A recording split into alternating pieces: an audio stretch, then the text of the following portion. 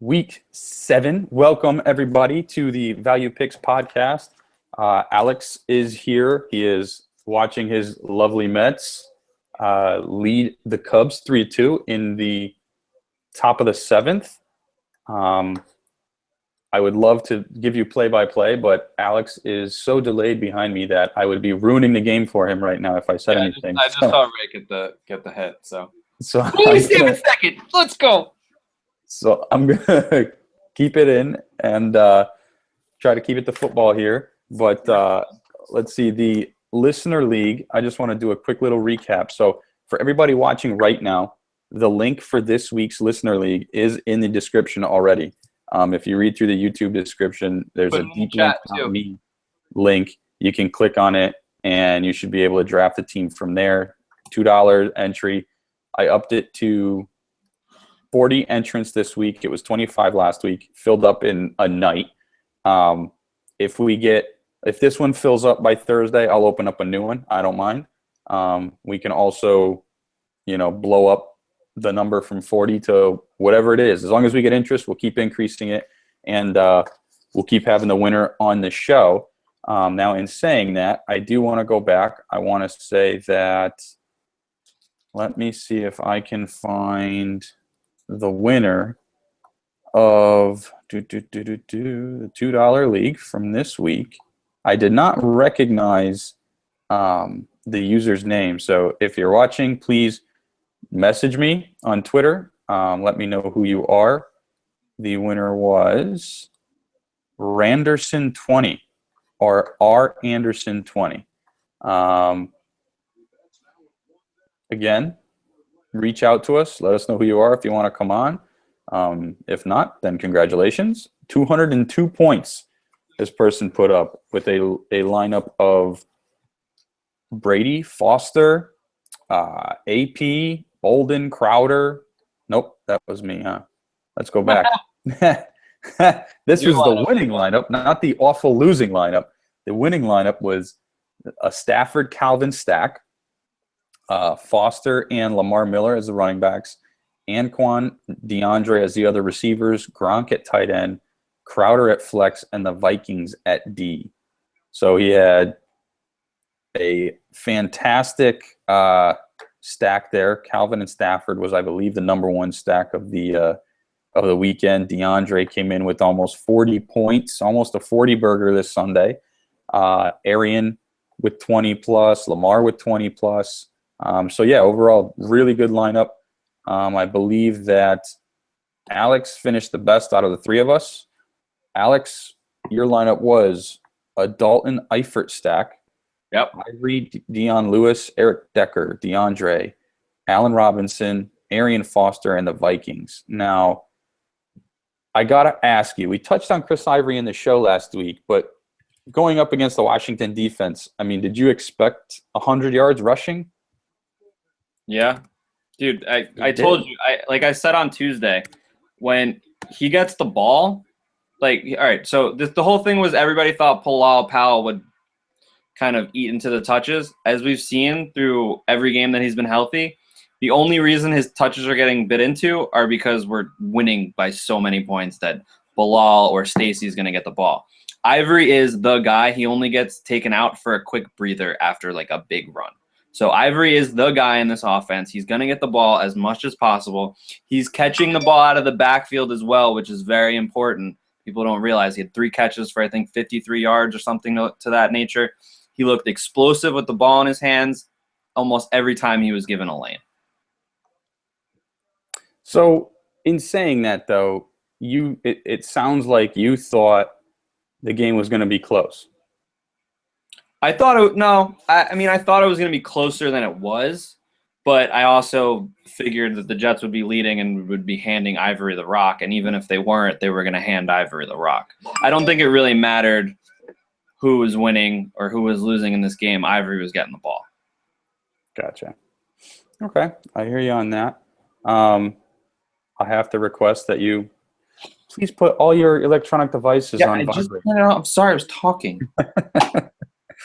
Let's see here. Let me hop into new lineup here just so I can get some of the names and numbers as we talk through them. Okay, so Pete just messaged me and said that the link is not working for him, so I invited him a second.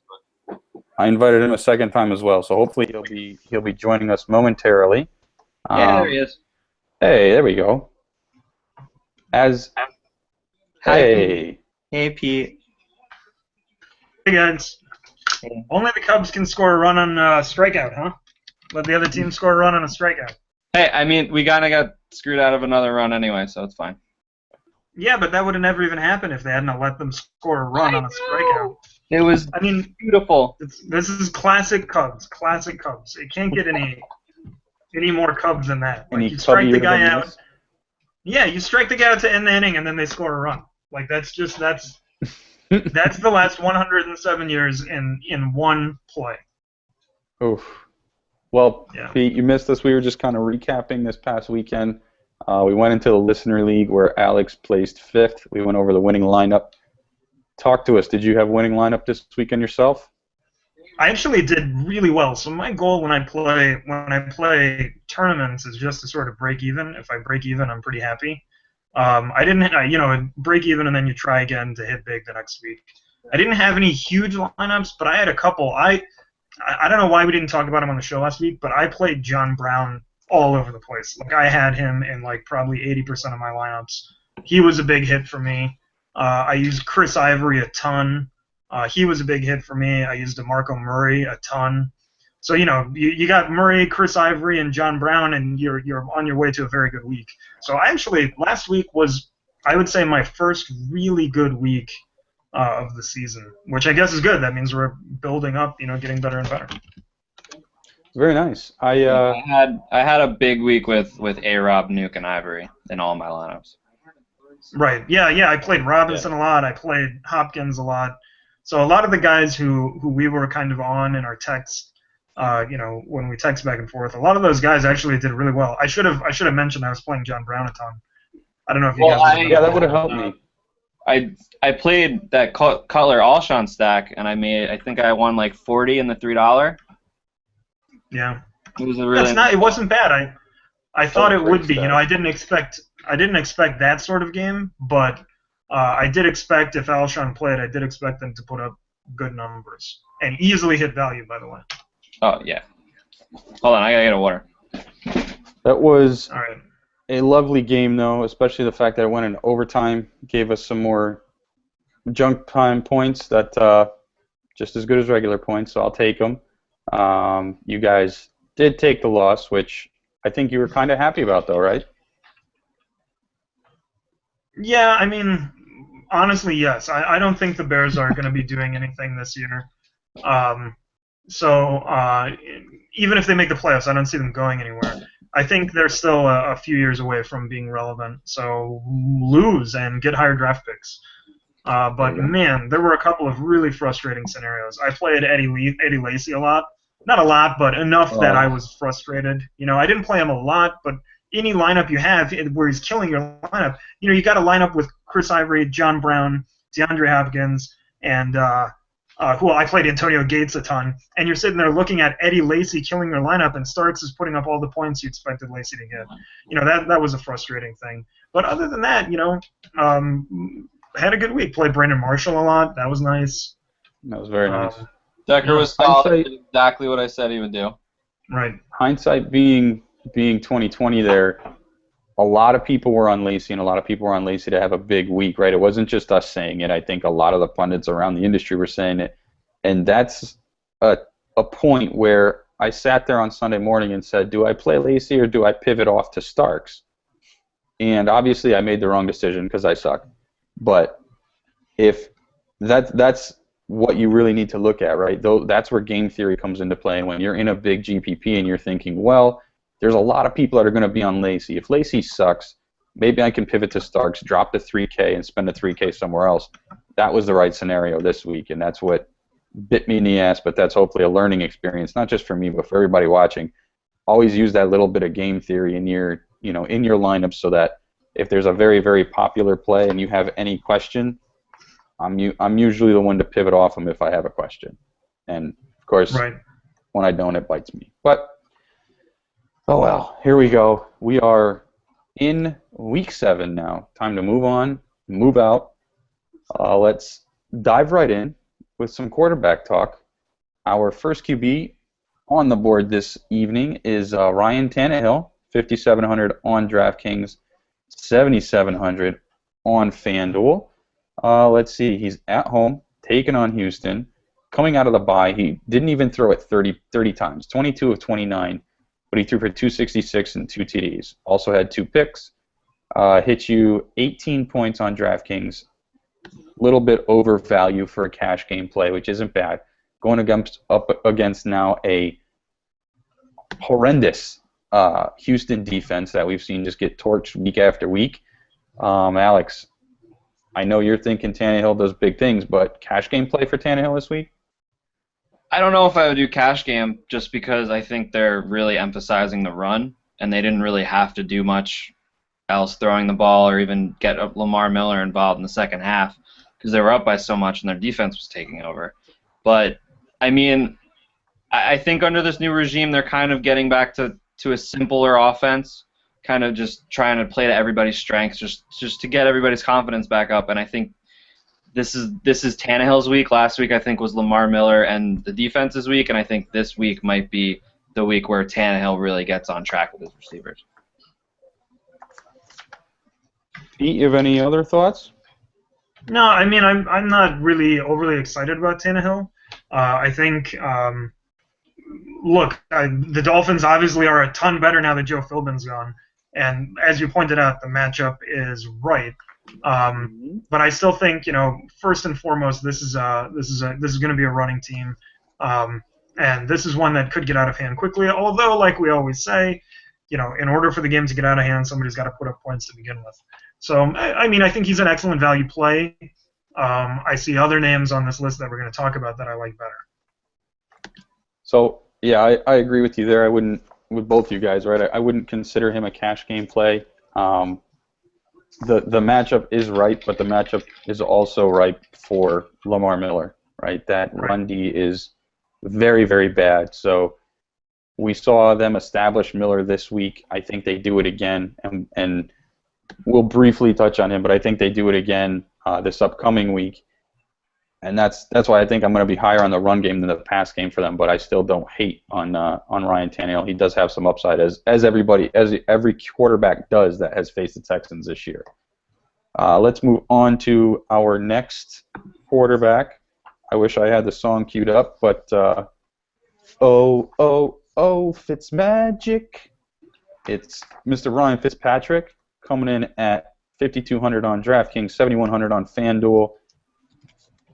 I think all he does is hit value, Pete. Got us 26 points against the Skins' terrible secondary. Now he goes into New England, into Massachusetts, and gets a Patriots secondary that just lost its number 2 defensive back and struggled to cover anyone on the Colts this past Sunday. Not saying that Ryan Fitzpatrick is Andrew Luck, but at 5,200, Pete, you have to imagine it's not going to be too difficult for him to have to hit value this week, right? Yeah, I mean, I think, as you pointed out, he's been really good at hitting value. A large part of that is because the price is low, but the price remains low. He's still only at 5,200. So how can you not like him? I think he's a good play again. One of the things we do, it feels like every week we're saying to play a Jet, especially a Jet receiver. And if they're putting up points, then Fitzpatrick's putting up points. You don't really like the matchup, but on the road, Foxborough could get ugly. But on the other hand, they're going to be playing catch-up. And as you pointed out, New England just lost. What was the guy's name again? Remind me, Mark. Number 2 DB. Yeah, I can't remember his name either. But they're down a corner, and so that only can help. That said, Fitzpatrick was exactly the name I was looking at when I said there's other guys on this list who I'd rather play over Tannehill. He's cheaper, in my opinion, still has better weapons around him, and this could be a surprisingly high-scoring game. I know the Jets' defense is good. Patriots' offense is a lot better. His name was Terrell Brown, and the fact that nobody remembered it says enough, right? If they're putting a no-name guy on IR and he's their number 2 DB, then chances are we're going to be able to exploit that guy stepping in for him. Alex, I think we've said a lot on Fitzmagic already. I know you're a bit biased on him, but anything more to say? No, the only thing is every week a post route's going to Decker in the end zone, so you have a floor of a touchdown. Beautiful. I love it. I think that's – and, again, right, Decker's probably going to draw the number 2 DB. He's going to have to be able to beat him. Yeah, it's every single week this happens. He runs the same route, Decker, and Fitzpatrick hits him. It's just whichever side of the field they're lining up on, he runs a post route and he catches a touchdown. I love it. Right. I love it, and that's why I love Decker this week as well, even though we won't get into him as a value play. We'll probably touch on him quite a bit on Thursday. But let's stick with quarterbacks here. Let's move on from him to Teddy B. Teddy Bridgewater, 5,100 on DraftKings, 6,600 on FanDuel. Woo. Going up against that Detroit secondary that the aforementioned Jay Cutler just threw all over. Bridgewater this past week against the Kansas City defense that was giving it up to every quarterback it had faced thus far this year. Teddy B threw 17 of 31 for 249, 1 touchdown, and 2 picks. Only got you 11.46 points on DraftKings. Did not really hit value anywhere. I mean, if you can't make it against the Chiefs, Alex, what makes you think that Teddy B can make it against the Lions? I think it's just the fact that the Lions have been pretty bad, and Bridgewater's already seen this defense, and I think this offense is improving with somebody we'll talk about later, my fellow Terp, Mr. Stefon Diggs. I think that's really helping this offense. He's been pretty solid the last 2 weeks, throwing for 240-plus yards with at least a touchdown. He's been looking a lot better. The line play has been not as bad as it was early in the year, so it's giving him a little bit more time. And he always has the ability to run. So he had a rushing touchdown against the Lions in Week 2. Didn't really throw for that many yards, but if you add that extra yardage he's been getting recently with something on the ground, he's a solid play, especially that cheap. It's mainly a cost play. So just to address what you said, how he's already faced the defense. When he played the Lions in Week 2, it was in Minnesota, and he went 14 of 18 for 153 and a touchdown. He did also, however, run the ball for a touchdown as well. Got him 18 points. That running touchdown is what helped him not hit value, not quite, but close enough to hitting value that week. And, I mean, with AP there, you can't really rely on rushing touchdowns, especially from Teddy Bridgewater. So, I don't know. I'm still skeptical. Pete, how about you? Yeah, I am too. Look, the big thing here is he was a cost play and a matchup play last week, and how did he do? He didn't hit value. He didn't hit value in a cash game or a tournament game. Unlike Kansas City, you can also run all over Detroit. So I could see this being a big Adrian Peterson day. I actually don't like Bridgewater this week. I know he's an AM on the list, but we put him on there so we can discuss him. I'm not going to use him. I'm not going to use him in a tournament, and I'm not going to use him in a cash game either. I actually used him last week. I did a Bridgewater Diggs stack, and it worked out all right on the Diggs end, not so much on the Bridgewater end. But I don't like him. I'm not using him this week. I'd honestly, in a cash game, I'd rather spend up and use Peterson. And in a tournament game, I'll use Diggs, but not Bridgewater. He's too mistake-prone. This offense runs through Peterson. Even when Peterson isn't doing a whole lot, it still goes through him. And again, against Detroit, you can run on Detroit. It's not like Kansas City where the obvious way to beat them is through the air. You can run on Detroit, and I think that's what they'll do. I'm staying away from Bridgewater in Week 7. Wow, Week 7. Wow. Right? Yeah, it's ridiculous how fast this runs, right? It's crazy. I'm getting a little agita just thinking that we're basically halfway done with the year already. And, it feels like just yesterday the season started. What is going on? Yeah, it's killer. It's killer. I expected to have at least one comma in my account at this point, and I do not. So it's very disappointing. But let's pop off of Bridgewater then, and we'll hop over to the latest Steeler in town, and that's Mr. Landry Jones. We're projecting him to start this week. Word is he's getting the starter reps, and I guess that's a Mike Tomlin thing for a person most likely to start, typically gets those number one reps during practice during the week. But obviously this is someone to keep your eye on, right? Big Ben potentially coming back Sunday, so We're not definitely locking him in, but we're talking tonight as if he is the starter. He's sitting at 5,100 on DraftKings, 6,000 on FanDuel. He came in for an injured Mike Vick against the Cardinals and absolutely torched the Cardinals, hitting Martavis Bryant twice. One of them was an 88-yard touchdown, 8 for 12, 168 yards and 2 TDs against the Cardinals last week. Now we go against the aforementioned Chiefs defense, which gives it up to the pass nonstop. Alex, here's a guy who has Antonio Bryant, arguably the best receiver in the game. Antonio Brown. Sorry. Antonio Brown. And Martavis Bryant. You just combined the two of them. I mean, if you want to just call them together Antonio Bryant, I'm cool with it. I made a true Megatron there. It was kind of weird. So Antonio Brown, sorry. Arguably best receiver in the game. Martavis Bryant coming back. We saw the deep threat that he is. Potentially opens up stuff for Marcus Wheaton, but we don't know. We're not going to count on him. But he's also got Le'Veon Bell back there, keeping the linebackers honest and making sure that they have to keep several men in the box. I mean, is this kind of a DraftKings thank you for free money play? Is this our first one of the year?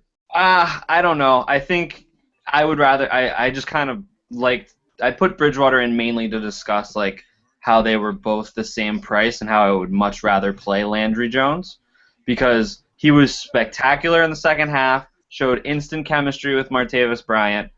Having that extra threat definitely helps Antonio Brown out, I think. Antonio Brown struggled early in the game, didn't really get it going in the second half because Landry was really just opening it up to Martavis. But he's shown he has a very good arm, and they're playing potentially the worst defense against a quarterback that we're going to see all year. I think the Chiefs are horrendous against the pass. They're not going to get any better. They're not going to keep the ball in offenses long anymore. So there's going to be more opportunities for the offense to really shred the Chiefs from now on. Pete, anything to add there? In general, I agree. I think, between him and Bridgewater, Alex and I are in agreement. I'd rather use Landry Jones. I guess the one thing I'd say is this. It's a different thing to come in at home against a team that has no tape on you and perform than it is to go on the road where there is a little bit of tape on you to Arrowhead and do the same thing. So, I mean, he's definitely worth a play. He's definitely worth a play over Bridgewater. But I'm not using him in cash. And, if you expect him, like for example, we're talking DFS. But if I'm in like a regular fantasy football league, a year-long league, I would rather use just about anybody other than both of these guys. So for value, for game theory, shot in the dark, I like Landry Jones. Not 100% sold on him. Definitely not in a cash game. And I probably won't use him in a lot of lineups, but I'll probably put him in a couple. Yeah, I think he's someone you need exposure to. Especially at that price. I don't know. I think I need exposure to him, and I think I need a decent amount of exposure to him because at that price and with that matchup, with those weapons, I mean, he's got two really good weapons on the outside, one right behind him, and the guy right behind him can be catching screen passes and dump offs as well all day. He didn't do it in the preseason. We saw him struggle quite a bit in the preseason. I love your point about the tape, though. Right, Cardinals came in, game plan for Vic, had no idea they were going to have to face Landry Jones, didn't plan on it, and when he comes in, he kind of opens up different sections of that game and of that playbook, and he kind of just eats them alive. So, interesting to note there, the Chiefs did overachieve, did shut down the Vikings, more so than I thought they would. So it'll be a good game to watch. Going to be interesting, but I agree with you. It's someone that I think I need exposure to this weekend for sure. I don't know if I'm comfortable with him in cash. Not just comfortable. I would play him in cash. I just wouldn't be comfortable about it. But I definitely am having exposure to him in tournaments. Absolutely. Okay. Yep. Agreed there. All right. Let's move on and let's do a mini lightning round at running back. These top three are above our price threshold normally, but we're just going to touch on them really quick because all of them are seemingly in a very good spot this week. First off is Todd Gurley going at the Browns, 5K on DraftKings. Don't know how. 7,400 on FanDuel.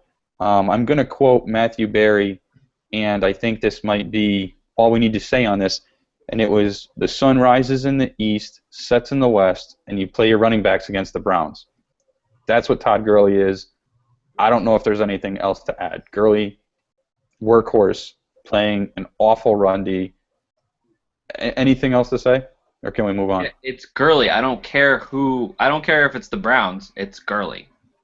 He's been outstanding. You're playing Gurley even if it's the Jets. That's how Next good. name. Okay. And Next name. Chalk. yes, Chuck. Next name. I turned Fresh. the game off. Sorry, Pete. I can't watch. That's all right. I can't watch. It's all right. It's what being a Cubs fan is like. I mean, my entire life. So it's at least I got to watch a few more games this year. That's how I look at it. Hey, the thing, Doug Martin, don't love him, but not a bad play. So the way I see the Cubs this year is that they overachieved, and I know Madden came out in the offseason and was like, oh yeah, we're gonna we're aiming. Right. Yeah, we were never expected to get this far. You weren't expected to get this far. You guys Neither were we. overachieved, Right. and We weren't either. no, but Yeah, this is all your gravy, pitching and you know was- what? Honestly, it's good experience. Like, get those playoff games in. It's good experience for a young team moving forward. It's really more than we could have asked for. So And I'm just not gonna watch. it's beneficial for both of Save our myself. teams. It's beneficial for both of our teams because I think we're going to be in a lot of these matchups. Mhm. As the season went on, though, Alex, I'd say once you guys were going and grabbing free agents, especially Cespedes, you guys immediately became not only playoff favorites but World Series favorites as well. See, I won't say that because that's me as a fan. Like, I cannot say that out loud. Cespedes was a big, Dude, he was a big As acquisition. soon as they acquired him, you guys This shot guy. up in everything. It was gonna happen. Anyway, He's been All right, struggling. Dougie Fresh. Here you go. Lightning round on Dougie Dougie Fresh. Fresh. Come on, I didn't even get to talk.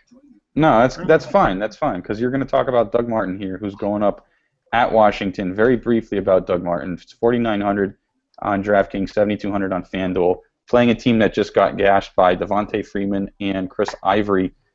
Are you cash game friendly with Dougie Fresh this week or no? Potentially, I'd rather play Gurley, but the reason that I like Martin is because on paper and on the surface, at least on DraftKings, Washington has been excellent against the running back, but they've been gashed 2 games in a row by Devontae Freeman and Chris Ivory. So, and coming off of what Doug Martin did, he's a good play. Right. I Must agree. be an So echo. here. Oh, sorry. We good? I'm kidding because he said word for word what I said. Yeah. I think so. Just one last thing to add. The statistics for Washington against the run and the opponent player rank are sort of a mirage. They're bad defense. Now, most opposing offenses have chosen to beat them via the pass, which is why the statistics are a little misleading. If you look at the last 2 weeks, the 2 teams that want to run the ball and have decided to impose their will and run the ball have been successful. Why? Because Washington's a bad defense. So I think you can play Dougie Fresh this week. Tampa's another one of those teams that wants to run the ball. You think they want to let Jameis Winston sling it 30 times? You got to be kidding me. So, I think they're going to try to do that. They're going to try to impose their will running the ball. Statistics are misleading. He is a reasonable play, especially at the price on DraftKings. Let's talk about Lamar. Yeah, wait, one real quick. The only difference Wow. between come on. The only difference between the Falcons offense, the Jets offense, and then the Buccaneers offense, the Buccaneers need to run the ball. The Jets and the Falcons want to run the ball and will do that, but the Buccaneers don't really have that passing dynamic to them that could maybe make this not a safe cash play. That's all I'm saying. You'd think Jameis Winston could figure out that he could just literally lob the ball high enough that Sefarian-Jenkins and Mike Evans could come down with it, but he can't even figure that out. I don't understand it. All right, anyway, let's move on. Lamar. Yeah. Lamar. All right. Lamar Miller, 4,600 on DraftKings, 6,700 on FanDuel. At his coming out party at Tennessee, coming out of the bye, just like all of us hoped. 113 yards on the ground and a touchdown, 2 catches for 5 yards. Easily hitting value. His price only goes up 300 against this juicy matchup on the Texans. We touched earlier about how the Texans defense kind of stinks. New offensive regime out there seems to want to establish the run before we're moving on. Pete, anything other than incredible value here? I like the value a lot, and obviously I think it should be pretty obvious to all of the listeners. The value is low because of what happened weeks 1 through 5, not because of what happened week 6. So this is a name where you capitalize while the value is low. I think he's a good play, and I think there's another one where you can on to the next. Good play, low price, going to get the touches, different situation, new situation, use him. Second bad defense in a row, coming off a bye where they are focusing on running the ball. Boom. Love it. Love those two plays in particular. Now let's get into some actual value plays. Continuing a little lightning round, hopefully. Rashad Jennings taking at home, taking on the Cowboys. 4,000 on DraftKings, 6,300 on FanDuel. Their offense, the Giants' offense, sputtered at Philly last night. So he had 13 rushing attempts, though, 63 yards, 3 catches for 20 yards. He only had 10 fantasy points on DraftKings. You're looking at someone who's getting, around 10 carries a game, averaging, say, 4 to 5 yards a carry. So you're looking at 40 to 50 yards there, a couple of catches, not too many. 3 catches a week. You've got a 3-headed monster there, right? So I mean, he's getting you anywhere from 12 to 16 touches on a week, which is very good, and I think that's very good for $4,000. But do you think he does enough, Alex, with that to hit value at $4,000 on DraftKings? I don't know if he necessarily hits value, but I think he has a very nice floor, getting 10-plus points in the last 3 weeks, and he's also had 3 catches, average 3 catches the last 4 weeks. So he's getting the ball thrown to him out of the backfield, and he's also pretty much, I would say, more than 50% of the carries on this offense, and he's been gradually getting better. I think it took him a little while to get back into the groove early in the season. I think he's really starting to hit his stride, and this offense really needs him for them to succeed, because they just looked putrid last night. Agreed. That offense could not move the ball, whether it was through the air, on the ground, anything. It just wasn't running. It seemed to me like they refused to abandon the run game, too. I mean, at some point, you've got to throw the ball to win the game, and they just didn't want to do it. Pete, anything else to add, or do you want to take on Charles Sims? Yeah, let's just move on to Sims. I'm not a fan of Rashad Jennings, but he's cheap. Okay. No, I mean, there's nothing in that price range. Right. So if you have that, it's a pretty good floor. But see, the thing is, so you look at that price range. What you should do is you should either just go down or up. Like, you should go down to Riddick or Sims, or you should go up to Lamar or Martin. So speaking of which, Sims, the reason I like him more, look, first of all, catches more passes. Second of all, as we just talked about, the matchup. They want to use their running backs. They want to run the ball. Sims is more involved than you think. He's had at least 2 catches every week on the season. Sims has had 14 catches through 5 games. That's not bad for a running back. That's a very nice baseline most weeks. And just last week he had his biggest usage. Not last week. Last week they were by. Week 5, his last game, he saw the most touches of the season with 16. So 16 touches against a terrible Redskins defense, plus 3 to 4 catches, 3,600. Dude, he's gonna hit value. I mean, almost I don't want to say a lock, because the moment you say a lock, they don't do it. But a very good bet to hit value, and maybe even a better play in a tourney. But I like Sims this week, and I would rather. He's a perfect example. I'd rather use him over Rashad Jennings, especially in the PPR format. And you save $400. So to me, this is a no-brainer. I'd rather use Sims and the next guy on the list as well. Well, just real quick on Sims, though, I know he had his most touches all season last week, but he also only played 26 snaps because Martin was dominating. So that's just the one question mark coming in, is that before he was getting around 40 to 50% of the snaps. Last week he only had 26. So it's just something to look out for. But no, let's qualify that. He did dominate against the Jacksonville defense, whereas they're going up against Washington, right? We mentioned Washington got gashed past 2 weeks, but I'd say they got gashed by running backs and offensive lines that were cohesive and knew what they were doing. I'm not going to say that about Tampa just yet, just because they gashed up, Jacksonville. So I agree with all the caveats you guys are throwing out there. I do like other people in that area, including our next guy, Alex, Theo Riddick, sitting at 3,400 on DraftKings, 5,200 on FanDuel. Seems to be a PPR monster, right? He's essentially a wide receiver 3 sitting out there. His price refuses to rise. He's at $3,400 now. With Abdullah's penchant for fumbling the ball, Theo Riddick finally got some carries this past week against Chicago. Went 7 rushes for 28 yards, 3 catches for 50 yards on top of that. So only hitting you 10 points. But going back to week 5, he went 10 catches for 53. Going back to week 4, 5 catches for 31. Week 3, 8 catches for 66. When they played Minnesota in week 2, 5 catches for 41. I mean, here's a guy that just continues to get looks out of the backfield, dump off looks out of the backfield. He's in there as soon as they get, they're playing from behind and playing without a lead. He's in there catching balls. Alex, do you think at 3,400 on DraftKings, again, 5,200 on FanDuel, are those catches going to keep coming this week, or do they actually have a chance to take a lead against this Minnesota team? I think the catches keep coming, but Pete, do you want this one, and I'll take the next one? This is your boy.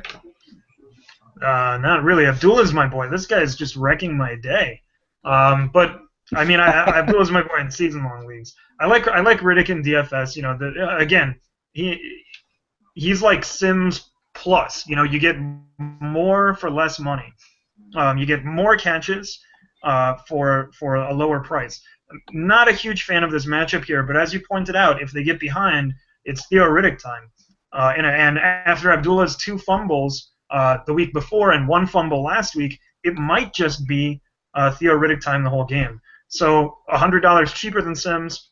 I think more catches as a baseline than Sims, and maybe more carries, which would be a first. Sims has out-carried him, I think, almost every week. But I think Riddick is a better play than Sims, and I think they're both better plays than Rashad Jennings.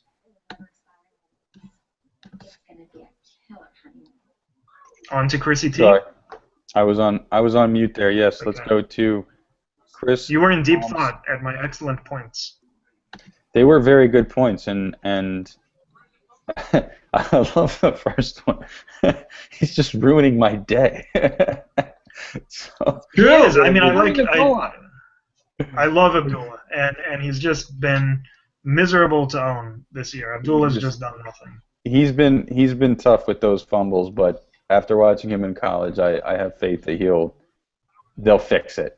They can definitely fix that. I hope so. I think fumbling is something you can fix. Being able to hit a hole is something you can't, and that's why I liked Abdullah a lot more than Gordon, going way back into the preseason. But quick aside, we're going to come back to Chris Thompson, 3,300 on DraftKings, 5,400 on FanDuel. Let's see, he continues to be sprinkled into the run game. 5 carries last week, 3 the week before, 6 the week before. More of a PPR guy again. His catches the past 4 weeks, 6, 6, 2, and 8. Sitting there at, again, 3,300 on DraftKings, 5,400 on FanDuel, Alex. Playing Tampa. This is a game I see the running backs just having a field day, all 3 of them. So what makes you like Chris Thompson more than the other ones? Because they're all kind of similarly priced this weekend, if I remember correctly. Right, and the only caveat I have with Thompson is he looked like he had a really nasty back injury against the Jets. Came back into the game, looked okay. So it's just something to watch out for. But he's had 31 targets the last 4 weeks. And he had 3, I think it was against Philly week 4. But that was because he got extra rushing attempts and had that big run early in the game. Other than that, he's had 10 targets in week 3, 7 targets in week 5, and he had 11 targets week 3, 10 targets this week. So he's somebody kind of in the mold of Riddick that's going to get the ball thrown to him. He's basically what we thought Matt Jones was going to be coming into the year.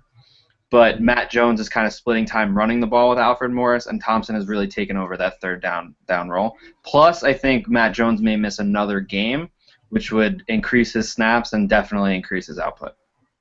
So if that's the case, right, I'm just reading the player news here, and it looks like it was a sprained toe for Jones. He's not expected to miss significant time, so maybe he misses this weekend, and they realize it's better for their long term to let him rest a game. Pete, do you like Alfred Morris then? I mean, Morris on DraftKings is sitting at the same price as Chris Thompson, again against the Tampa defense that hasn't really stopped anybody this year.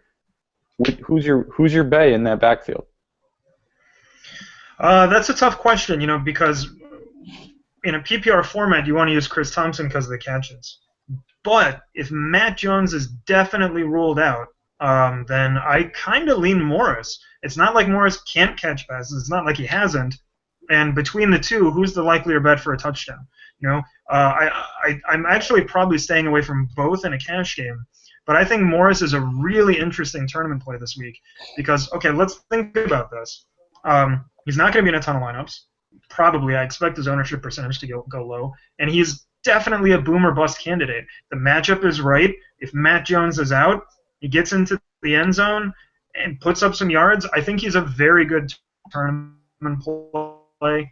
I'm probably staying away from both in a cash game. Alfred Morris. Ugh, never thought I'd say that. Yeah. No, I'm not. I don't think anyone's recommending him as cash. So let's shake those. Real quick though, Chris Thompson has 1 touchdown. Alfred Morris has 0 this season. Oh, this could. Yeah, I mean. I don't think Thompson's that says much about either one of them, though. We're six weeks into the season and 1 touchdown between the two of them. That's right. No, I'm saying you think Morris is a better bet for a touchdown. I don't think he's a bet for a touchdown. Period. Fair enough.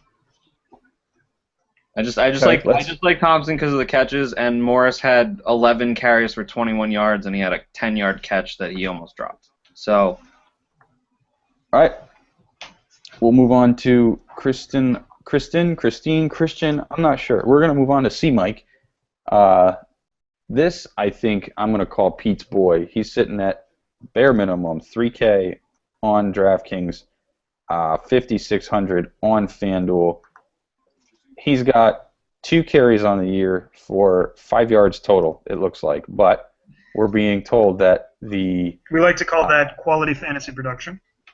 Well, clearly, yeah. I call that being the fantasy antichrist, but that's okay. Fantasy anti-Christine? Oh, look at you. Oh, hey. I like it. That was what the kids call a zinger. Right? Look at Alex's face. I got a good one. All right. Bam. Where's the mariachi music? I prefer that when I tell jokes. I want every joke to be followed by the mariachi music. Dude, honestly, okay, the kids call it a zinger. Before you said that, I heard I think it was like the Geico music playing in my head for a second. I don't know why. It just sounded for a second. I did a double take. I thought I heard the Geico music. The Geico music. Wait, what's the? I don't remember. Ignore me. Don't worry about it. There was a sound in my head. I thought it came from the computer. Sure. All right. Thank you, Alex. Now. Yeah, I don't know. Bueno. All right. Let's see. So, getting back to C Mike, the Cowboys running backs coach, Gary Brown, said on Thursday that the team was going to take the reins off of Michael and likely have him as the starter this week. So, Pete, seeing as how he's been your boy, you mentioned him several weeks ago, at 3K, going into New York to play the Giants, who DraftKings ranks as the 24th against opposing running backs. Cash game play, everywhere play. What are you thinking for Michael this week? Not a cash game play yet, and only for one reason. He definitely, without question, would be if we had seen what they're going to do. But we just don't know, for sure that he's going to be what they say he's going to be. I want to see him be it once before I'm putting him into a bunch of cash lineups. I just want to see it happen once. You're right, he is my boy. I've been recommending him all year. I put him in a deep league pickup article real early on. I've been telling everybody, pick him up, add him to your bench. I own him in literally every league, as Alex can attest to. I own him in our Dynasty League. I own him I own him everywhere. I think his potential was so high that he was worth a bench spot, and now it's paying off. So if you listened to me earlier in the season, you're welcome. That said, I'm still not using him in cash this week, just because don't you want to see it once before you put him in a cash lineup? Like, they say they're taking the reins off. They say he's going to get an opportunity. You know what? 3 weeks ago, they said he was taking first-team offense snaps, and he got 1 carry for -1 yard. So I want to see it happen before, like, definitively just once. Like, just once, Christine Michael. Get a bunch of carries, get in the end zone, catch a few passes, and then I'll play you, like, all over the place. I'll play in every single season-long league I'm in, and I'll put you in my cash lineups. For this week, I think he's just a tourney play, because we haven't seen it yet. So, he's just a tourney play. Given, if you look around, there's actually a lot of good running back plays this week. There's a lot. So you might say, well, everybody's going to use Christine Michael because he's such a sneaky tournament play and his ownership percentage will be through the roof. I'm not sure that's true because there's a lot of good tourney plays. We talked about Todd Gurley. He's chalk, right? We talked about Lamar Miller at 4,600 or something crazy like that. There's a lot of good tourney plays. You could even very well argue that you should spend up this week and play Peterson against Detroit. I think he's going to have a monster day against Detroit. So there's a lot of good running back plays. I don't see necessarily him as being a super high usage, which is another reason I like him in tournament play. So, yeah, there you go. There's Christine Michael. I'm waiting 1 week. I want to see it happen one time. Come on, one time. And then play. That's C. Mike in a bit more than a nutshell. Alex. Right, a bit more. I'm not sure there's much more to add since Pete covered it head to toe. Shall we move on to an actual lightning round of wide receivers? We're going to see a lot of we're going to see a lot of C. Mike truthers loving themselves this weekend or hating themselves this weekend. That's all. Like, he's going to get the opportunity. Right. He's either going to sink or swim. Yeah. And I agree with you, Pete. I'm going to say GPP only, but man, he is going to, if he hits, at 3K, what's he got to get you? A touchdown and 30 yards on the ground. I mean, for a cash perspective, right? A touchdown and 60 yards on the ground. Yeah, but to be totally honest, until we see, like, look, if I'd seen him get 10 carries, if I'd seen him get just 10 carries last week, he could have done nothing with his 10 carries. You say Christine Michael got 10 carries for 12 yards last week, I'd play him this week. The most he's gotten is one carry. And he got a 1 carry for -1 yard, and then the next game he got 1 carry for 6 yards. I want to see it. I want to see that they have packages for him. I want to see that Joseph Randall is sitting his ass on the bench, and I want to see that Christine Michael is getting Randall's carries. And when I see that, then I'll use him all over the place. But I'm not putting. I know he doesn't have to do much to get a cash game, but he hasn't done anything. I wish you had your lower third up because I would suggest that your bottom line is I want to see Christine Michael's package. Yeah. I don't know if that would fit. Thanks, Mark. Thank you, Mark.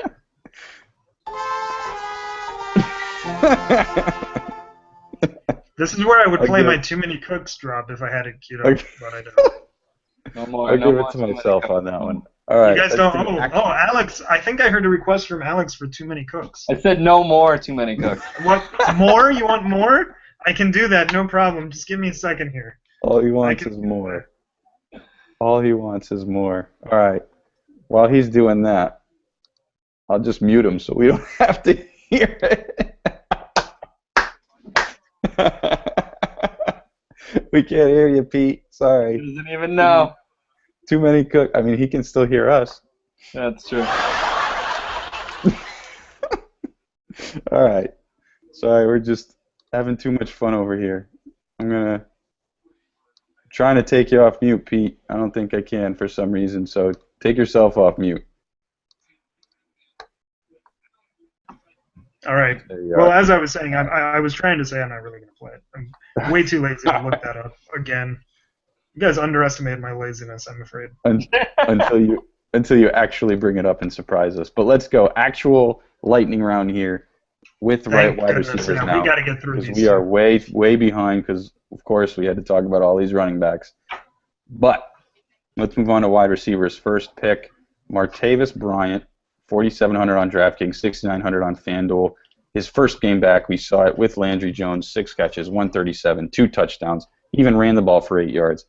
Easily paying off his $4,000 salary on DraftKings. Moved all the way up to 4,700 this week, like I said, and 6,900 on FanDuel.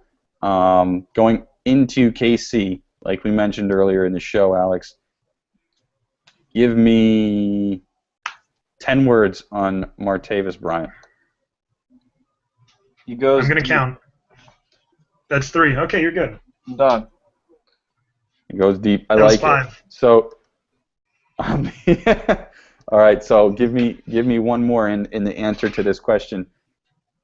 Does he catch another 40-plus yard touchdown this weekend? If Landry Jones starts. Let's assume Landry Jones. All right, he's got 1 word left. Oh, he's over though. That's 11. Oh God! All right, Pete. 10 words for you if you want. But I had 11 words on 3 questions. That's like way over pretty 11 efficient. words now. That is pretty efficient. All right, here's my 10 words. That's 5. Okay. Kansas City's pass defense sucks. Boom! Look at that. Look at that. That's incredible. #deep analysis right there. I'll touch a little bit deeper just because I can. Everything we said earlier on Landry Jones, we talked pretty heavily about Martavis in that little blurb. Play action. Jones can air the ball out.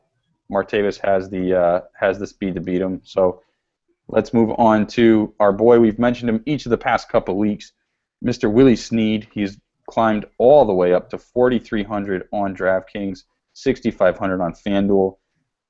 It's creeping up there. I mean, his catches in the last 4 games, 4, 6, 6, 5, for 55, 141, 89, and 44 yards. I mean, it looks like he's getting some pretty consistent targets and pretty consistent catches, but his yardage totals are, who knows, right? It's kind of all over the place. Going up into Indianapolis, though, this week, they stay in a dome, play a crappy secondary. Who knows? I don't know if we're looking at a good Greg Toller, a bad Vontae Davis. I mean, their secondary has not been great at all this season thus far. Do you think, Pete, another 10 words on Willie Snead at 4,300 on DraftKings again, 6,500 on FanDuel, is he cash game viable this week? Unfortunately for my fantasy teams, he's the new Brandon Cooks.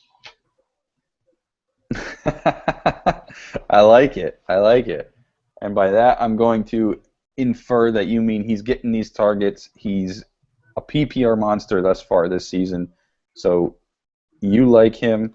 Alex, how about you in terms of a cash game play for Willie Snead? 10 words. Yes, because they will be playing from behind. Ooh, so you think Indy takes out New Orleans, huh? I think they found something against the Pats, even though I didn't watch the game. It just seemed like, from what I heard from people who watched the game, that they found something. Okay, yeah, I actually agree with Alex. I did watch most of this game, and I agree with Alex. I couldn't watch the Cubs game, so I watched most of this game instead. And actually, they did. Yes, Alex, I can also wave my hand.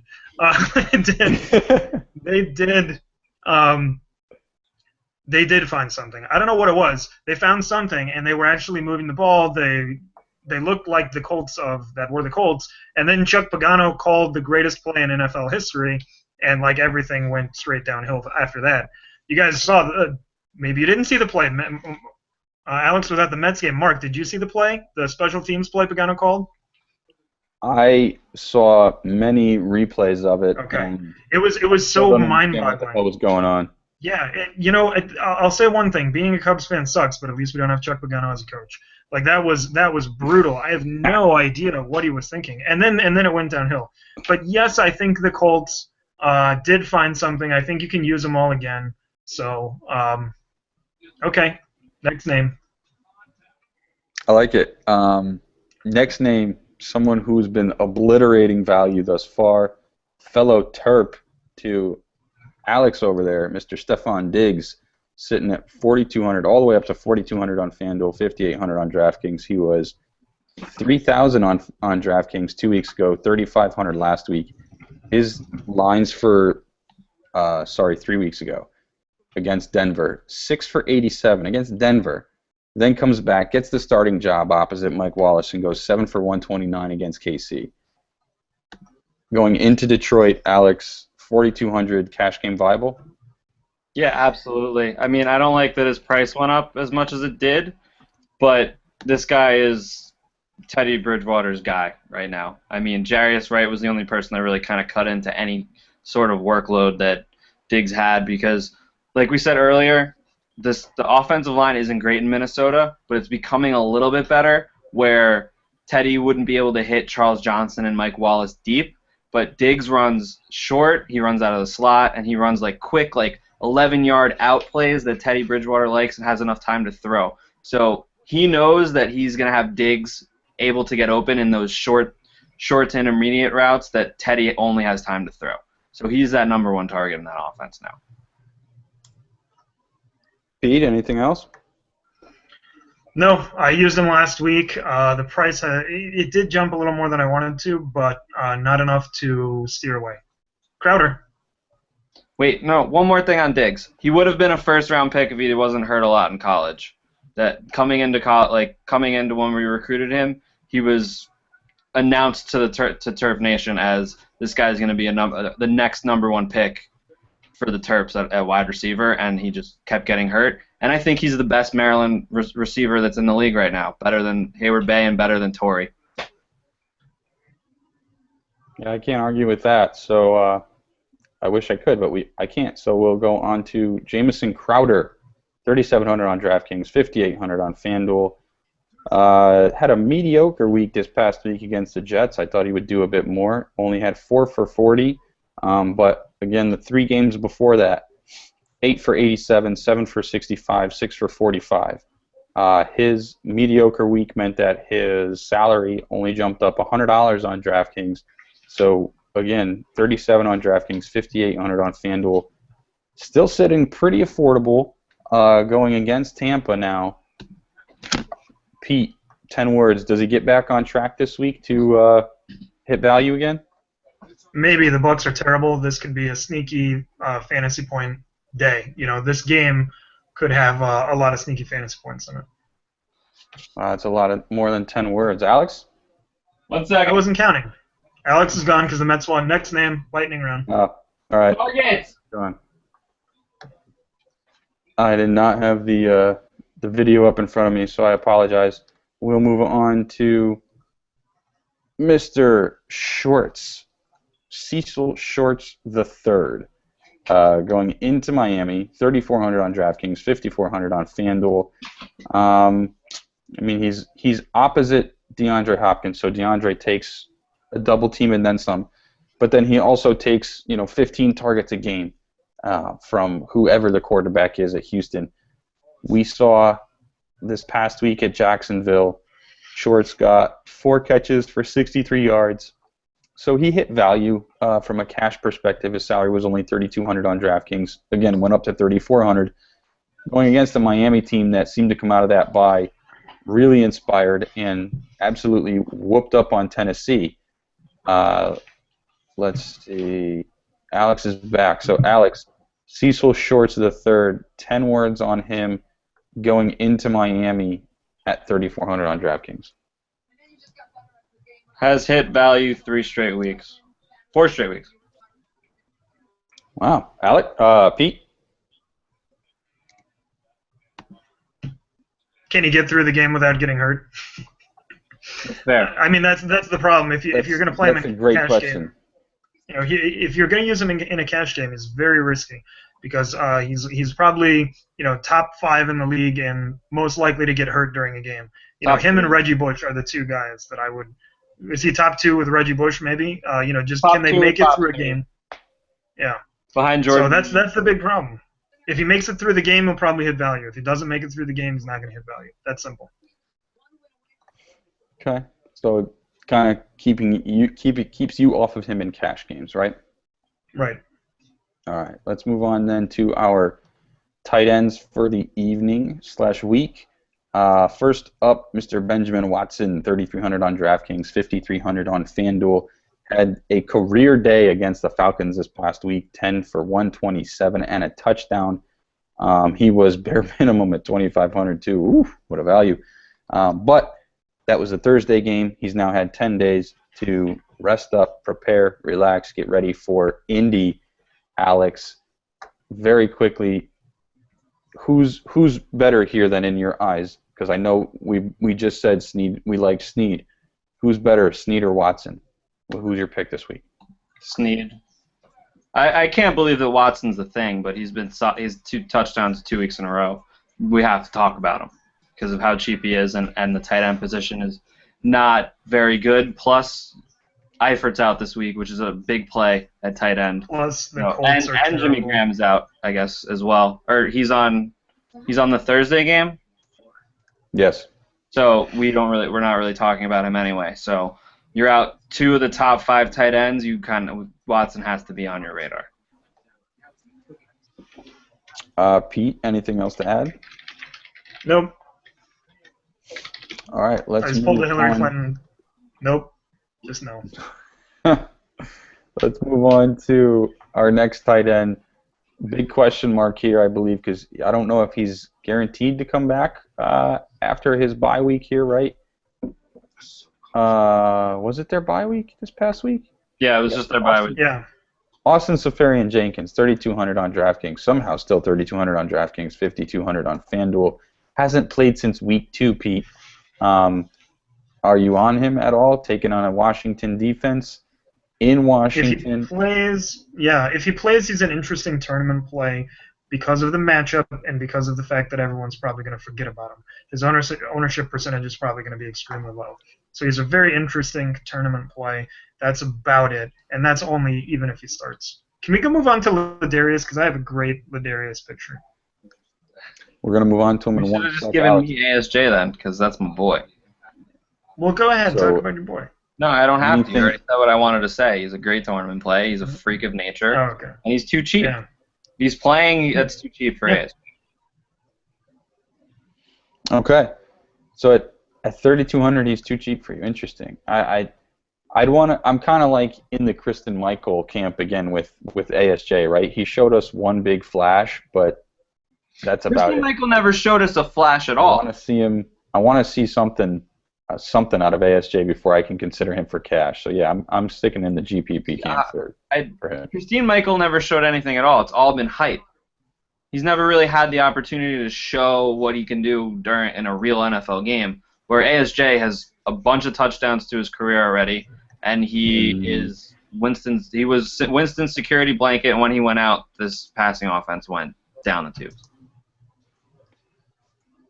I mean, I don't know if I'd say a bunch of touchdowns already. He had Almost four 2 or 3 four last touchdowns in his career, dude. year. Okay, so a couple touchdowns. He hasn't played that many games. Got a lot more going for him than You Christine just Michael. said, oh, he has a bunch of touchdowns in his career. Back up the truck. I would consider 4 a bunch for how short his career has been. To this Years. point, he's played less than a full season. Let's back up the truck. I was just saying ASJ is not a cash game play this week. Okay, Not in well, my eyes. I didn't say he was, but you can't compare their NFL careers. I didn't at all. I said I'm in the camp. I want him to prove something to me before I play him in a cash game. That's all.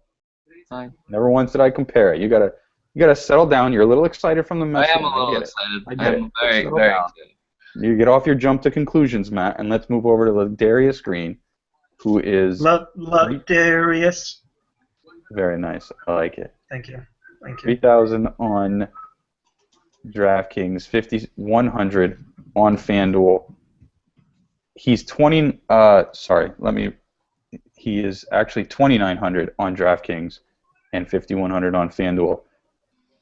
Other than he plays Oakland, the question is going to be he has Antonio Gates across from him. We saw him catch the touchdown against Green Bay. Gates have a big game. Pete, he's your boy, so why Green over Gates this week? Okay, first I want to share this with you guys. I showed this to Alex already. So I'm going to try to show it to everybody because it's hilarious. Okay, let me preface this with I got my mom playing fantasy football this year, okay? And their league, like, you can pick up anybody anytime you want. Like, they don't know what they're doing. There's someone in that league with, like, 5 quarterbacks on their roster. Like, there's team, like, I had to, like, convince my mom to drop the Patriots during their bye week to pick up, like, somebody really good. I forgot who it was. It was, like, a starting running back, like a Ryan Matthews, okay? She's like, I don't know that I want to drop the Patriots defense on their bye week, though, because I might want them next week. And it's like the Eagles and the Rams defense are sitting there, okay? Like, that's what this league is. This league is people dropping, like, A.J. Green because he's on bye to pick up Sharkhandrick West, okay? That's what this league is. So, hold on. Here's the text. All right, is everybody ready? Okay. Can you guys see this? I don't even see this. Is that close enough? Okay, it says, what did I do? It says, what about Ladarius Green or South Dakota's tight end? And I said San Diego, Mom, not South Dakota. All right, anyway, so according to my mom, it was NFL separate. Ladarius was two. Yeah, words. was 2 words, yeah. So it's just hilarious. So according to my mom, there's a pro football team in South Dakota. It's the South Dakota Chargers. So that said, I like Ladarius Green of the South Dakota Chargers this week. I think he's, up in Pierre. It's going to be cold. And wait a minute, is Pierre North Dakota or South Dakota? Okay, Yeah. in Sioux City, it's going to be pretty chilly. They're going to be able to get the ball to Ladarius. I think he's a good play. So, you can use him this week. He's probably the next best option on South Dakota other than Antonio Gates because Oakland just doesn't guard the tight end. So I would definitely use him. Now, what about And I have The rest of the year. I have Martavis on bye, so he's my number 1 waiver claim this week as well. what about if Stevie Johnson comes back, Alex? Do you still trust Ladarius? Yeah, tight ends against Oakland. Don't care. You cannot guard tight ends, and Rivers knows it. All right. What does he have? Let's go into Does he have 4 touchdowns to tight ends in the past 2 weeks? 2 to Gates 2 weeks ago, and I think it was Gates and Ladarius this week. I didn't watch the game. It was just Ladarius. I don't think Gates caught a touchdown, but I don't remember. Inman. So 3 in the last 2. Ladarius had another nice week, even with Gates back. So play him until he gets another concussion. Yep. Let's move on to our last tight end of the night. 2,500 on DraftKings, 4,900 on FanDuel. A guy who stole our hearts with a touchdown catch at Atlanta a couple weeks ago when he was bare minimum. Kind of played with us a little bit. 4 catches for 39, again at bare minimum last week, so he just barely hit cash game value for you. Taking on Tampa, 2,500 again, bare minimum on DraftKings, 4,900 on FanDuel. Alex, Derek Carrier, what's up with him? Give me one sentence on Derek Carrier. He's the best you're going to do with bare minimum, and he plays a ton of snaps and runs a lot of routes. All factually correct. Very accurate. Pete? Next name. Is he even on your GPP radar? Whatever. I mean, sure. Look, if you don't have any money left over to spend at tight end, why not? He's a shot in the dark. Everything that can be said about Derek Carrier can be said in one sentence. Jordan Reed is hurt. Yeah. Yeah, there you go. That's and very then you just true. apply anything that applies to Jamison Crowder or Charles Sims. We've already talked about applies to Derek Carrier, and then you just add one more thing. Jordan Reed is hurt. Next guy. I mean, he's softer than tissue paper, but when you I'm get cranky because the Cubs are losing. You know what? I'm cranky, and I'm going to be cranky for the next week and a half. So you guys are going to have to deal with my South Dakota pro football team. I've got a cranky South Dakota fan, and I've got an excited Mets fan. Can you guys hear this? Okay, I don't know. Can you hear this? There's bird whistling coming from the other room, and not because we have a bird, but because my girlfriend is listening to bird YouTube videos, where they just hop around and whistle. I don't get it. Super loud. I can hear a bird, and we don't even have a bird. So I think there's the frustration of that and the frustration of Alex with the sweeping motion. So I think it's all kind of building. So let's get through these defenses and real quick, and you can go over there and shut that bird YouTube shit down. So we're going to talk through a couple of defenses here. For everybody asking stuff in the chat, please keep doing it. Put all your stuff here. I'm going to copy it off. We're going to talk about a bunch of the questions on Thursday. I did see that Ross Anderson, he was the league winner last week. He's in the chat right now. He's watching on DVR. He's a bit behind, but Ross, reach out to me on Twitter and let's set something up. Maybe get you on Thursday. You can talk us through your lineup. Technically, his victory is invalidated by the fact that I forgot to play. I forgot to enter in that league. So, sorry, Ross. You didn't beat any of my lineups. I apologize. You did very well. Wow. You did very well, but I was not playing because I forgot to join that one. So, better luck next week. So there's no excuse this week, Pete. The link is out there in the description right now. You should go out and you should sign up right now if you haven't already. Join. Hey, Pete, maybe if you win, you can join on Thursday. I would love to join on Thursday if I win. That Cool. would be great. Cool. But I'm wearing my South Dakota Superchargers shirt. Hey, when you get one, you show it to me because I might want to buy Yeah, one. I want one. I want Can one. we actually, that should be, we should make those. We should have those made. Can we? We have to. I don't think we have enough listeners to merchandise, but if we ever do merchandise, that should be one of our things. Should be the South Dakota Superchargers. Yes. And then like an NFL logo. And then we'll get sued by the NFL. Hey, no NFL logos. We can use NFL colors. Oh, make our own. We also have a Jack Off for Golf T-shirt made. Right. We're sitting on. That should be a coffee mug. That would be here. such a good coffee mug. Like Bears colors, like navy blue and orange letters, just a white mug with navy blue and orange letters that just say "Jacking Off for Golf," and then like on the back, like our 2015 record, and we can have a new one made every week with the updated record. It can be a collector's series. Are you kidding me? This is great. Why didn't we think of this before? It's okay. We thought of it now. We thought of it now. All right. So look out for our crappy swag bag stuff coming later in the year. But for now, let's talk real quick on defenses. First up is the Steelers, 2,600 on DraftKings, 4,600 on FanDuel. Going into KC, they're starting to get healthier this week. KC is not. KC just put up, I think, 10 points against Minnesota. So, Alex, what are we thinking actually gets Pittsburgh gets points this week? Is it a pick six? Is it sacks? What are we looking at? I think it's low scoring. This offense is terrible without Jamal Charles. And you get a little smattering of sacks and turnovers. Minnesota really didn't do much against Kansas City, and they still finished with 8 points. And 8 points for what the Steelers cost you hits value in cash games. So if the Steelers do even a little bit more, it's a great play.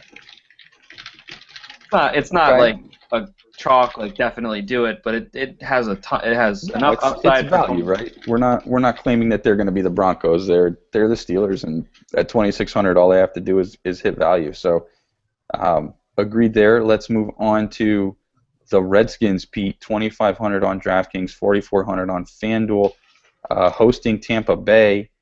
This is a team that, despite being at the Jets and at Atlanta the past 2 weeks, they've actually been double digits the past 3 weeks.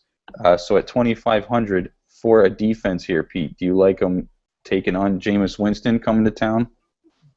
I'll play just about anybody against Jameis. Like, dead seriously, I'll play the South Dakota Superchargers against Jameis Winston, all right? And they don't even have a defense. They just got a bunch of guys standing around looking at each other out in South Dakota, all right? Talking about, hey, it's going to snow maybe tomorrow, Gee. South play Dakota's anybody. Canadian. They're all, yeah, and you get close enough to the border. I've actually been to South Dakota, and I don't remember what sort of accent they had, which, that's a little fishy. What the hell did you do in South Dakota? Why were you there? I was there for a film festival in Abilene, and it was actually a lot of fun. And, I have some stories that are sort of appropriate for later. But, Yeah, let's Oh. play some South Dakota Superchargers. I'll play. Yeah. So anyway, you can play anything against Jameis. There was actually a question though.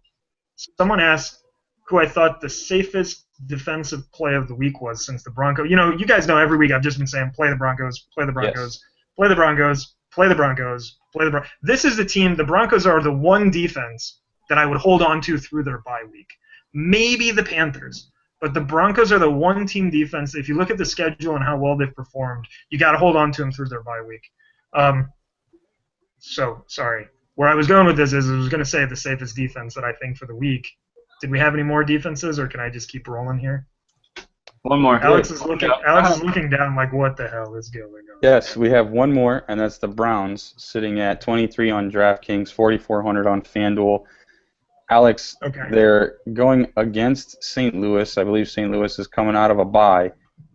The Browns scored 0, 1, or 2 points in 4 out of 6 weeks. So tell me why I should consider them even at 2,300. They looked very good against Peyton. And Everybody has. I know. But at the same time, this is Nick Foles under center. And your Broncos had your Packers, not your Broncos. Your Packers had a great week against Nick Foles, even though Gurley did great. So we have Gurley as the chalk play, but at the same time, the Browns have a ton of upside going up against Nick Foles. Pete, anything else, or do you want to go to your safe defensive play this week? No, I think Alex said it. I think the Browns are right. I think. And they're 2,300. You need 7 points. Just for the record, I actually used the Browns a couple of times last week against Denver, and it wasn't a terrible play. So, Denver put up some points late, but up until then, they were having a pretty good week. Can we say that Peyton is no longer a thing now, finally? Yeah, he's not. He's not this year. And you know what's really weird and confusing about Broncos games? I don't know how many of you guys have watched. Here's what happens in the Broncos game. It's like they forget they have arguably the best receiver in football. I actually believe in Demaryius a lot. Like, I think he's better than Antonio Brown. Julio. I would say Julio 1, Demaryius 1A, and then maybe Antonio Brown somewhere in there. But it's like they forget about him, and then they're like, oh, hey, the game's kind of close. Maybe we should throw the ball to Demaryius. And then he comes through with like 8 catches for 90 yards in the last quarter and a half. What are they doing? You know what? Dead serious, like point blank, I think that, and this is probably like what a bunch of meathead fans think, so I must be a meathead fan. I think the three of us would be better NFL coaches than a lot of the guys there. Like, come on, dude. Gary Kubiak, get out of here. Chuck Pagano, what are you doing? What are you doing? Like, I'm pretty sure that I would not draw up a play where one guy snaps the ball to one other guy with 3 other guys standing in front of him. Basic common sense would lead you. Like, if you take a person off the street and explain to them the rules of football and they have basic common sense, they'd make better coaching decisions than half the guys in the league. So, anyway. You can quote me on that. I've been saying that my whole life, man. Yeah. What are they doing? It's like they got hit too many times in the pocket or something. That's a bad joke. Too soon for that joke. Too soon. Yep. A little bit. All right. My bad. All right. I think we're good. So what I'm going to do is copy off everything in the chat as much as I can anyway. And while you're doing that, do you want me to do my safest defenses of the week? Oh, God, yeah. Please, hurry up. All right. Real quick, lightning round. Dolphins at home against Houston. So I'm doing this, counting down my top 3. Dolphins number 3 at home against Houston. Falcons on the road at Tennessee, I think, are actually very safe. That defense is completely revitalized this year. It's not the 2014 Falcons that everybody was afraid to play. The Falcons have had, give me just a second here, double digits in just 2 weeks, but they've been the last 2 weeks against favorable matchups. The Titans are another favorable matchup. I take that back. They were weeks 4 and 5. So Titans number 2, Dolphins number 3, Titans number 2. Number 1, I know it's chalk, but I think the Cardinals are a fantastic play this week. At home, after an awful game against Pittsburgh, I mean they're going to be motivated. Baltimore is a turn. I'll play anybody against Flacco. I know the Ravens have not given up a lot of fantasy points to opposing defenses, but they also haven't played the Cardinals in the desert. Cardinals are my number 1 deal of the week. And like I do with the Broncos, I recommend spending up on defenses. They're worth it. You take that extra 400 that you save from not playing Rashad Jennings and playing a Theo Riddick, and you plug it into a defense. Yep. Alex, any more thoughts? No, I like it. I my two defenses, I think in all my leagues I have Atlanta and Minnie, and I'm playing Atlanta over Minnesota. They both have great matchups though this week. I am right there with you. I love Atlanta this week as well. I think they're very safe. I'll probably stick on them in some cash lineups, but that's about it. We've gone far too long. Thank you, everybody, for tuning in, for viewing. We appreciate it. Please continue to comment, ask us on Twitter, interact with us, click the thumbs up, assuming you guys like it. Join the league if you guys want. Again, not only will you win the money, if you get top prize like Ross did this week, again, congratulations. I wasn't playing. Wah. Ross, you were saved by my laziness. Well, I finished work fifth. something out here. We're gonna I work was saved something by out the here. fact that I'm really lazy. Got me And- $4.50. And Larry There you Donnell. go. There you go. So yes, please Yeah, where join did us. Larry Let's Donnell go play. last It's gonna be week? What fun. was that? Nothing. Um, I won by I finished in fifth by 1.4 hey, with Donnell behind me. Sorry to the guy that had Donnell. Except I'm not. 'Cause I need money. I don't really care. oh man, yeah, it was fun. It was definitely fun. But yeah, appreciate it for everybody who's joined, who's played, and yeah, thank you guys very much. Reach out to us at Alex Hanowitz, at P. Karaganis. I'm at Emin Milano. Thank you, and good luck. We'll catch you guys Thursday. Peace.